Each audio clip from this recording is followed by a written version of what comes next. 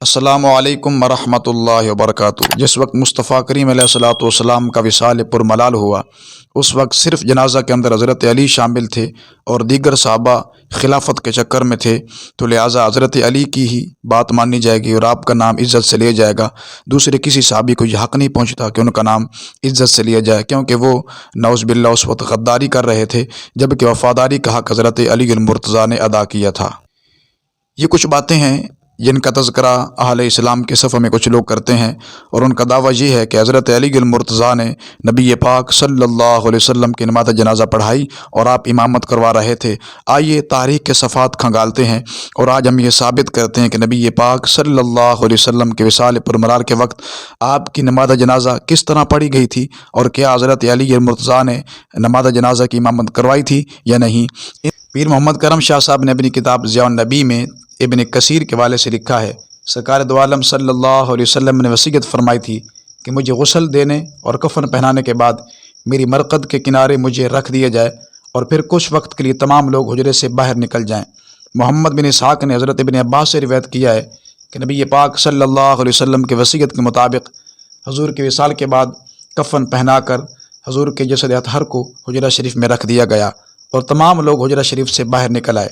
پھر اہل بیت اطہار کے مرد اور خواتین داخل ہوئے اور صلاۃ والسلام عرض کیا۔ ان کے بعد حضرت سیدنا ابوبکر صدیق اور سیدنا فاروق اعظم رضی اللہ تعالی عنہما چند مہاجرین و انصار کے ساتھ حجرہ شریف میں داخل ہوئے۔ انہوں نے اس طرح سلام عقیدت پیش کیا: السلام علیک ایھا النبی ورحمۃ اللہ وبرکاتہ۔ ان مہاجرین و انصار نے بھی شیخین کی اقتداء کی، پھر سب نے صفیں بنائیں اور بغیر کسی امام کے نماز جنازہ ادا کرتے رہے۔ حضرت ابوبکر صدیق اور فاروق اعظم پہلی صف میں حضور کے روبرو کھڑے ہوئے۔ انہوں نے بارگاہ الہی میں یہ دعا مانگی: اے اللہ، ہم گواہی دیتے ہیں تیرے محبوب نے وہ پیغام پہنچا دیا جو تو نے ان پر نازل کیا تھا، اور اپنی امت کو نصیحت کر دی، اللہ کے راستے میں جہاد کیا، یہاں تک کہ اللہ تعالیٰ نے اس دین کو عزت عطا فرمائی اور آپ کی دعوت درجہ کمال تک پہنچی، اور تیری ذات کے ساتھ ایمان لائے جو وحدہ لا شریک ہے۔ اے ہمارے معبود برحق، ہمیں توفیق عطا فرما کہ ہم اس قول کی پیروی کریں جو تو نے ان پر نازل فرمایا۔ روز قیامت ہمیں حضور کے ساتھ اکٹھا کر اور حضور کو ہماری پہچان کرا اور ہمیں حضور سے روشناس کرا۔ بے شک تیرا محبوب مومنین کے ساتھ رؤوف الرحیم تھا۔ ہم آپ پر ایمان لائے ہیں، اسے کسی قیمت پر تبدیل کرنے کے لیے تیار نہیں، اور اس کے بدلے میں کوئی گراں بہا چیز لینے کے لیے تیار نہیں۔ حضرت صدیق اکبر یہ دعا مانگ رہے تھے اور دوسرے لوگ یہ دعائیہ کلمات سن کر آمین کہہ رہے تھے۔ پھر یہ لوگ باہر چلے گئے، نئی جماعت اندر داخل ہوئی، یہاں تک کہ تمام مرد نماز جنازہ پڑھنے سے فارغ ہو گئے تو مستورات کو اندر جانے کی اجازت ملی تو وہ باری باری نماز جنازہ ادا کرتی رہیں۔ پھر بچوں کی باری آئی، وہ حاضر ہو کر نماز جنازہ کی سعادت سے بہرہ ور ہوئے۔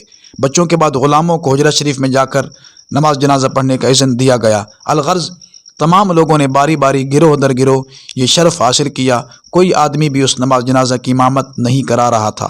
اس بات پر تمام علماء کا اتفاق ہے کہ تمام لوگوں نے امام کے بغیر نماز جنازہ ادا کی۔ سنن ابن ماجہ اور جمع الفوائد میں ہے، سیدنا عبداللہ بن عباس بیان کرتے ہیں کہ جب آپ صلی اللہ علیہ وسلم کی تجہیز و تکفین مکمل ہوئی تو آپ کے وجود مسعود کو جنازہ کے لیے ایک تخت پر رکھ کر قبر کے کنارے رکھ دیا گیا۔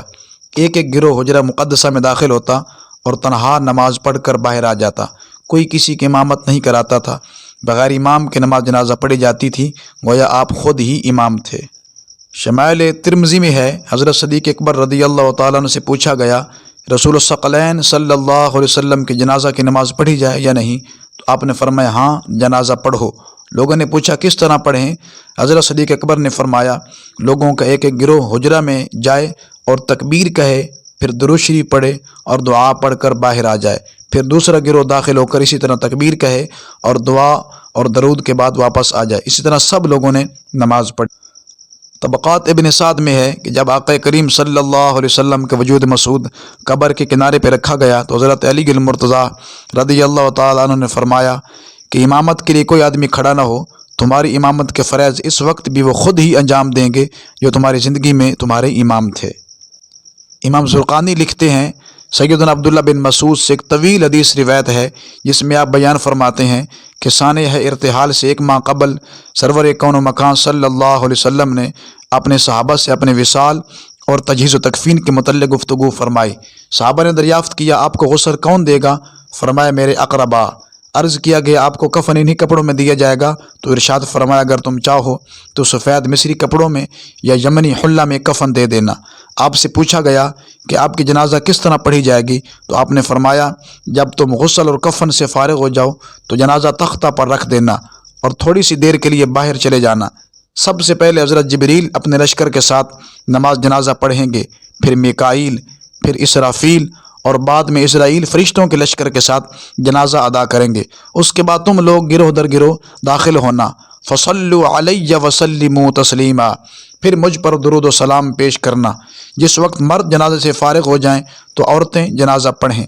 امام حاکم نے بھی یہ روایت بیان کی ہے، مگر اس میں یہ جملہ فصلوا علی وسلموا تسلیما نہیں ہے۔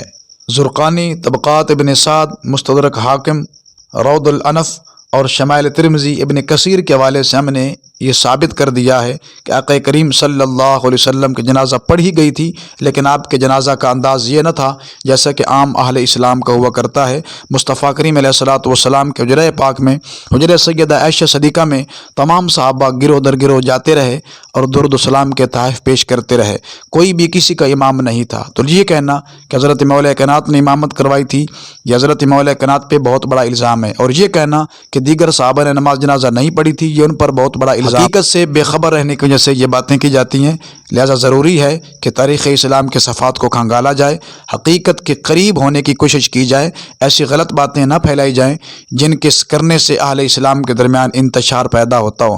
امید ہے بات سمجھ آ گئی ہوگی۔ اللہ کریم کی بارگاہ میں دعا کرتے ہیں رب کعبہ ہمیں حقیقت کو سمجھ کر اس کے مطابق اپنے عقائد، معمولات اور معاملات کو ڈھالنے کی توفیق نصیب فرمائے۔